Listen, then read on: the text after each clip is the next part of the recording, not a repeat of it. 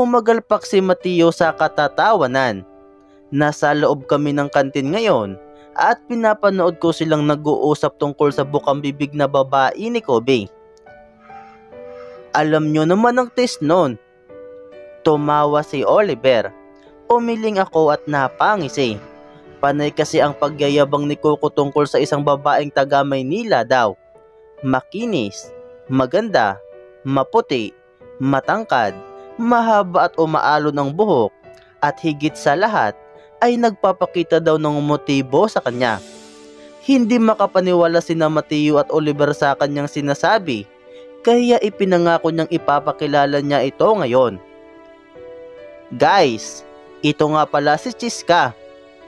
Ngumisi si Coco. Sino yan, Coco? Taga kabilang bayan? Natatawang tanong ni Kate. Nilingon ko ang babaeng nasa likod ni Coco. Tingnan natin kung worth it ba ang paglingon ko o walang kwenta. Nagtaas agad ako ng kilay nang nakitang tiningnan niya rin kami isa-isa. Ngumuso ako nang napagtanto na maganda nga itong dala niya. Makinis, mahabang umaalon ang buhok, maganda ang tindig ng mga binti, mapupungay ang mga mata, pormado ang mga kilay, at mukhang malambot ang labi. Talaga, may motibo kay Kobe marasigan ang ganito kagandang babae? Nagpigil ako ng ngiti nang nakita kong nag-second look siya sa akin. Ano? Nagsisisi ka kasi si Coco ang binigyan mo ng motibo at hindi ako? Tumingin ako sa table ng kantin at unti-unti itong tinapik sa aking daliri. Nakatitig pa rin ang babaeng ito sa akin. Hindi, si Chiska ay taga Manila. Ani Coco. JF mo? Tanong ni Riz. Unti-unti kong inangat ang tingin ko. Nakatingin na iyong babae kay Coco. Lumalapit si Coco sa kanya. Kung totoong may gusto siya kay Coco, dapat ay gaganahan siya sa ginagawa niya. Ngunit sa mga nakikita ko, ay parang umiilag pa siya. Hindi pa. Nakangising sambit ni Coco sabay akbay sa babae. Nilingon agad ng babae ang kamay ni Coco sa kanyang balikat. Mabilis niya iyong hinawi at kita sa mukha niya ang pandidiring agad ginawang ngisi. Not so fast, Coco. Anya, tumigil ako sa pagtatapik sa misa. Alam ko na agad, hindi niya gusto si Coco. Kung ano man ang dahilan kung bakit niya pinapaniwala si Coco na gusto niya ito, ay hindi ko na alam. Basta ay sigurado akong hindi niya gusto si Coco. Bakit? Manliligaw mo na ako?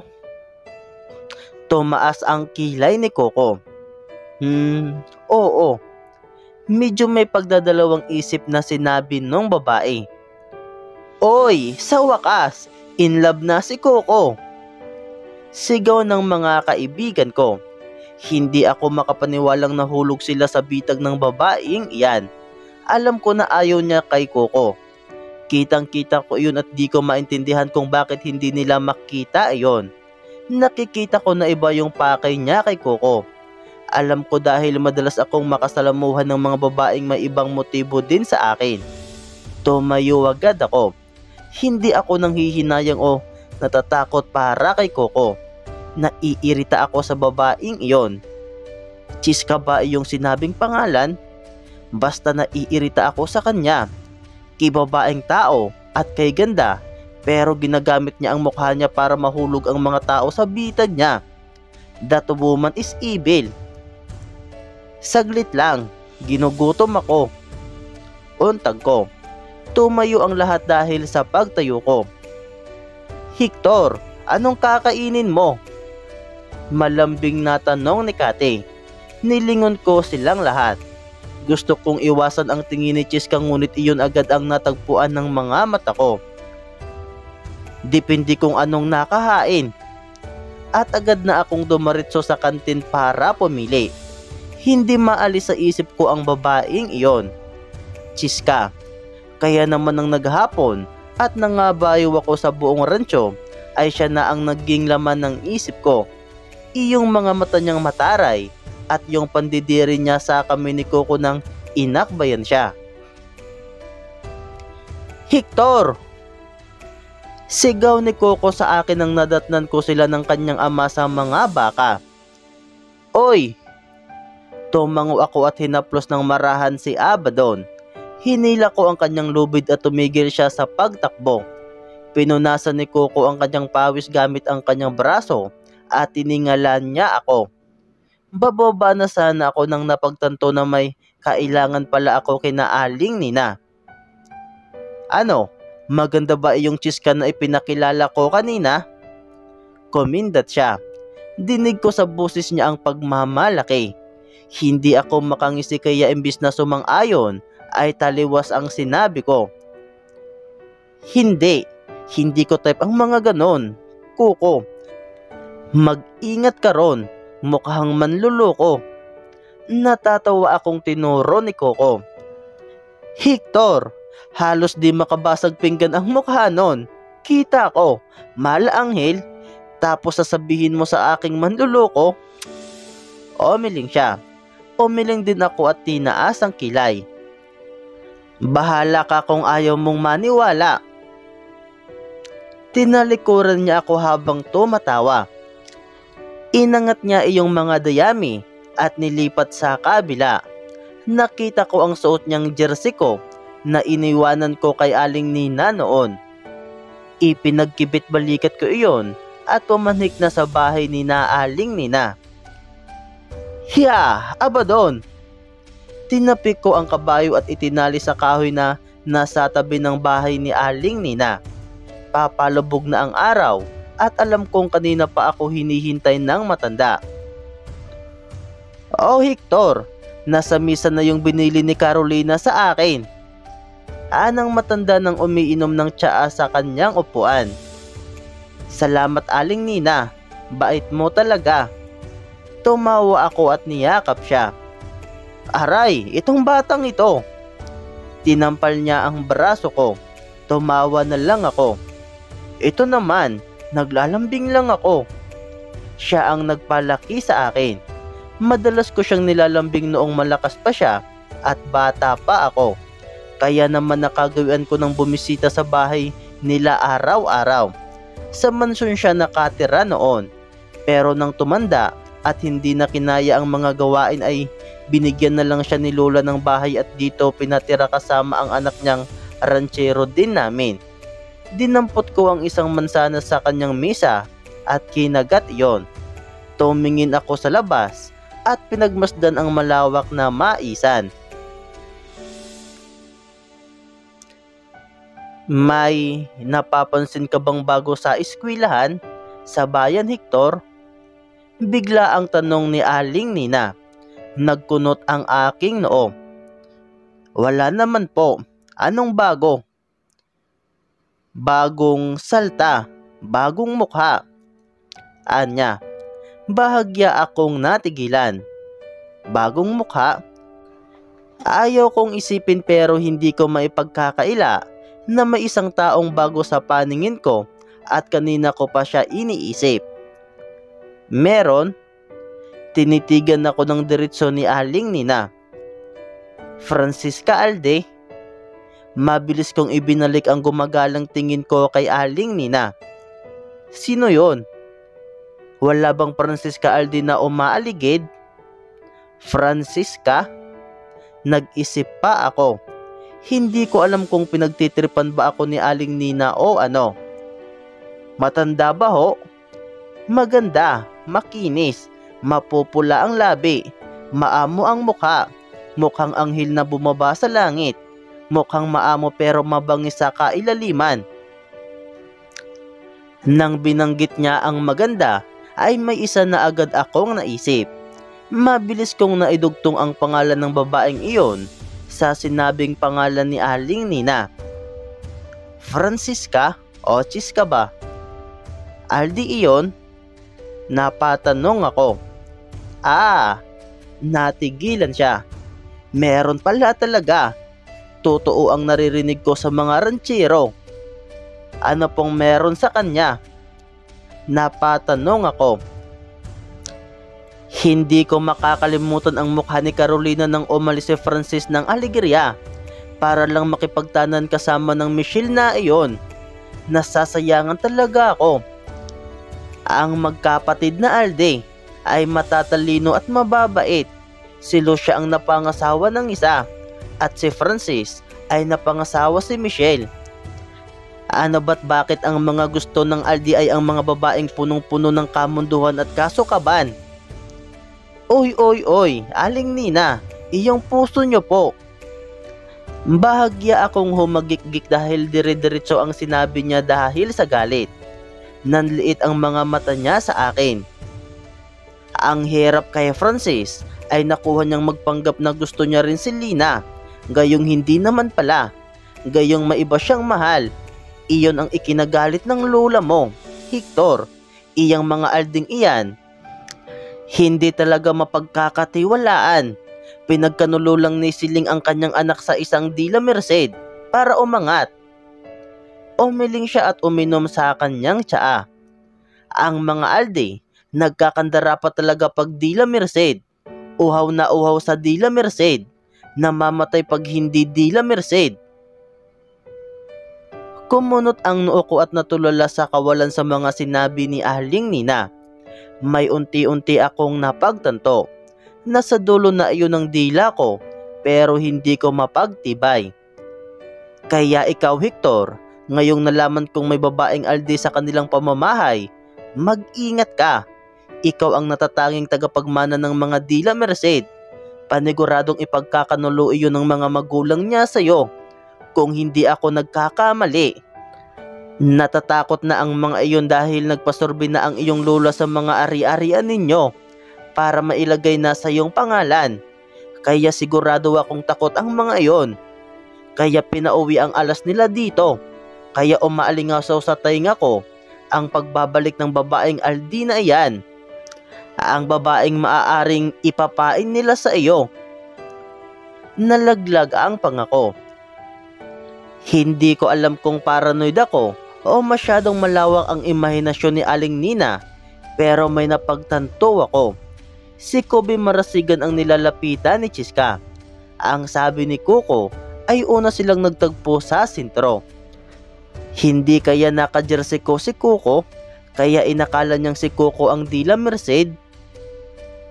Kita ko sa mga mata mo, hindi mo siya gusto. Ngumisi ako nang nagtagpo kami ni Chiska.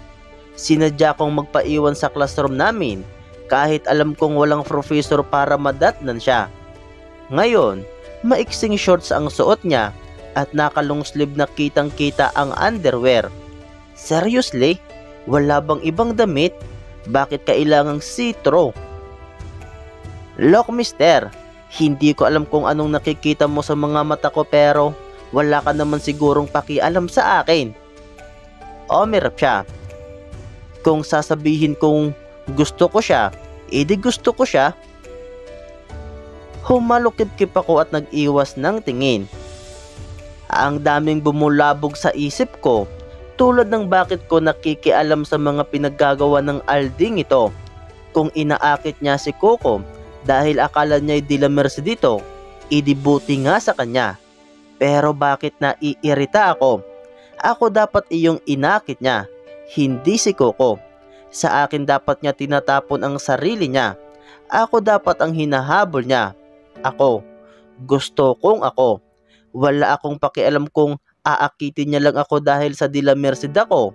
Wala akong pakialam kung tulad ng kanyang ama ay aakitin niya ako kahit na may boyfriend siyang di ko alam. Wala akong paki dahil alam kong pag nangyari sa akin ang tulad kay Tita Lina, ay hindi ako tutunganga na lang. Babawiin ko kung ano man yung akin. Nilapit ko ang mukha ko sa kanya. Nakita kong medyo nagulat siya sa ginawa ko. Ang tare mo, bago ka pa nga lang dito. Paanong di ako magtataray sa'yo? Nangingialam ka. Ano ngayon kung gusto ko yung tao? Bakit? May problema ka ba doon at sino ka ba para makialam? Umangat ang labi ko. Hindi ko mapigilan. Bakit kinikilabutan ako sa pagtataas ng boses niya? Bakit bumibilis ang pintig ng puso ko sa galit niya? Kasi di ko maintindihan kung bakit sinasabi mong gusto mo siya kahit nakitang-kita kong hindi naman. Panunuya ko. Naiinis ka, di ba? Kasi alam ko, naiinis ka. Kaya hito at iinisin pa kita lalo. Humakbang ako palayo. Gusto ko yung iritado siya sa akin. Gusto kong pipikit ako mamayang gabi na alam kong naiirita siya sa akin at di siya nakakaganti. Pakialamero, bulong niya. Anong sabi mo? Nilingon ko siya. So what if I like him? Mabait naman si Kuko. Okay siya para sa akin. Nagtaas siya ng isang kilay. Nagtaas din ako ng kilay. Kainis, mabait. You like him? Nakakaisa pa rin talaga siya kahit iniinis ko na. Kaya naman ay nang umuwi kami ay hindi ko siya tinantanan. Mang Ilyas, itigil mo ang sasakyan. Utos ko nang nakita ko siyang naglalakad paalis ng school. Naglalakad siya? Wala kasing tricycle at kaya siguro naglakad iyon. Kalaunan ay nakita ko siyang nakasalamuha ang isang dayuhan na payat at mukhang hindi makapagkakatiwalaan. Sinugod ko agad. Hindi ko maiwasang makialam. Hindi ko naman ugaling pabayaan ng mga taong nangangailangan. Ang babae kasing ito, may kausap pa sa cellphone kaya ayan at pinagtangkaan ng dayong iyon. Akala ko ba sasabay ka kay Kuko? Ba't mag-isa? Tinalikuran ko na agad siya pagkatapos kong ibigay sa kanya ang cellphone niyang inagaw ko sa holdapper.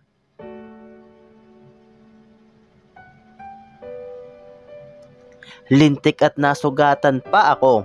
Buti may mga tao sa paligid at agad ko na lang pinaubaya sa kanila ang holdapper na dayong iyon. Hector! Sigaw ni Chiska. Kinawayan ko na lang ng patalikod.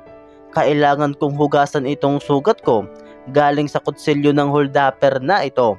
Buti malapit sa gazebo ito kaya doon ko na lang huhugasan ang sugat. Hector! Sigaw ulit niya. Umangat ang labi ko. Bakit tumitindig ang balahibo ko tuwing naririnig ko ang frustrated niyang tono? Ba't ka sumunod? Tanong ko habang hinuhugasan ko na iyong sugat ko. Dinig ko ang hingal niya sa likod ko.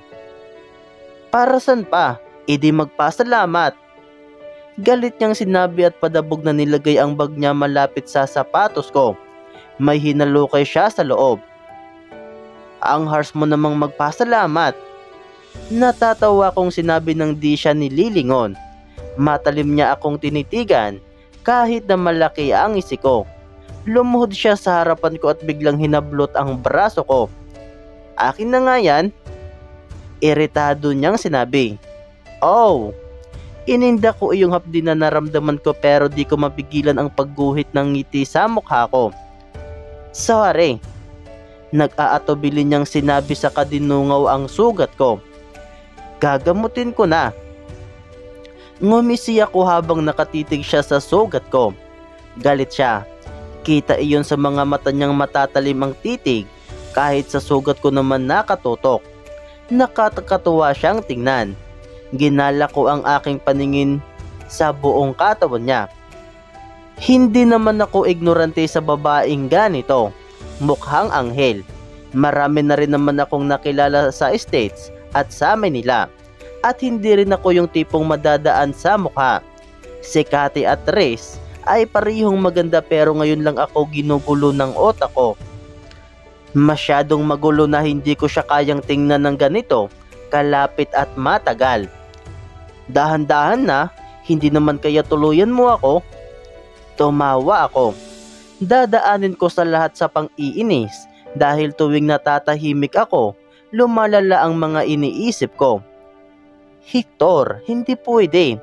Hector Aldi iyan. Hector, gaya ng sabi ni Aling Nina, manluloko iyan. Treachery is buried deep. Kahit na mukha siyang anghel na bumaba sa langit, Hindi mo maipagkakaila na may punto si Aling Nina. Lalo na't kita naman na hindi niya talaga gusto si Coco. Hey, alam mo bang ako ang Dila Merced? Ako dapat yung hinahabol mo eh. Di si Coco marasigan. Kinagat ko ang labi ko at pinigilan na ang sarili. Nainitan ako kaya hinubad ko ang damit ko. Ba't ka pa naghubad? Nakita ko ang panginginig ng paningin niya. Para bang nagdadalawang isip siya kung titingnan niya ang katawan ko o hindi. Damit, dapat pala di ako naghubad. Mas lalo tuloy akong nainitan. Mabilis kong nilihis ang usapan. Pahatid po, Manong, kina Alde. Sabi ko sa driver ng tricycle nang napagdesisyonan kong ihahatid ko si Chiska. Kita ko ang titig ng driver sa kanya pabalik sa akin. Kina Alde, ito ba yung pinsan ni Tidi Hector? Tanong ng driver. Opo Manong. Pumasok kaming dalawa. Saan ka naman Hector? Kina Alde din? Tanong ng driver. Hindi po, sa rancho na lang ako. Nakita kong tumingin si Chiska sa akin, kaya kinindatan ko siya. Sa rancho ng mga Dila Merced? Tanong ni Chiska. Sinagot iyon ng driver. Walang ibang merancho dito kundi ang mga Dila Merced. Madalas pagsasaka yung negosyo ng iba. Anong gagawin mo sa rancho Hector? Magpapastol ng kambing? Tumawa siya. Agad kong hinawakan ng braso ko dahil sa paninindig ng balahibo ko. Ano ba itong nangyayari sa akin? Una yung galit niya. Ngayon ang tawa niya. Nanliit ang mga mata ko sa pagtawa niya. Oo, anong problema doon? Trabaho mo ba ang pagpapastol? Humagalpak ulit siya sa tawa. Kung makapagsalita ang isang ito, parang dapat ikahiya ang pagpapastola. Oo, bakit? Anong problema mo? Wala lang. Ayaw niyang aminin pero alam kong ikakahiyahan niya ang pagpapastol. Parang ginawa niyang katatawanan ang pagiging ranchero. There it is, the inborn treachery and evil inside her. Pero bakit na imbis husgahan siya, ay hindi na siya matanggal sa isip ko. Nako Hector, alam mo naman siguro kung anong meron sa pamilyang iyon, di ba? Tanong ng driver pagkatapos mahatid si Chiska. Napawi ang ngiti kong di maalis-alis kanina pa. Baka inaakit ka lang nun dahil Dila Merced ka. Wrong. Hindi alam ni Chiska na ako ang Dila Merced, kaya si Coco ang inaakit niya. Kung ano man iyong inastan niya kanina, iyon talaga siya. Hindi niya nilihim sa akin ang pagkatao niya dahil ang akala niya kay Coco lang dapat siya magpapanggap. Hindi naman. Nilingon ako ng driver. Naku Hector, malaking problema ito. Huwag kang gumaya sa tita Carolina mo. Hindi naman. Alam kong may nakapagsabi na sa iyo nito na talagang di mapagkakatiwalaan ng mga Alde. Pero gusto ko lang sabihin ulit sa iyo para tumatak ito sa kukuti mo. Hector, huwag mo sanang masamain ito. Iyon ang naging bukang bibig ng mga tao. Maging ang ama ni Kobe ay pinagsabihan na rin ako tungkol dito. Hindi ko maintindihan. Bakit kanila pinagsasabihan tungkol kay Chiska? Gayong halata naman na sa akin siya may gusto. Naiiritang sinabi ni Coco sa akin. Coco, sigurado ka bang may gusto si Chiska sa'yo? Natigilan siya at mukhang nabigo ko. Hector, baliw ka ba? Hindi mo ba nakikita? Kulang na lang maghubad iyon sa harap ko. Nag-igting ang pangako sa sinabi niya. Inggit ka lang atay. Sinasabi ng lahat ng manggagamit siya. Ha? Kung manggagamit siya, dapat ikaw yung hinahabol niya. Hindi ako. Iritado ako sa mga sinabi ni Coco. Kaya hinayaan ko siya sa mga paniniwala niya. Tangina niya. Bahala siya kung iyon ang tingin niya. Porkit nagpapahiwatig si Chiska akala niya siya na agad. Makikita mo't babagsak iyan sa akin. kung hindi ko man siya makuha dahil de la Merced ako, pues makukuha ko siya dahil ako si Hector. Alam mo bang nagugustuhan ko ang pagtataray mo?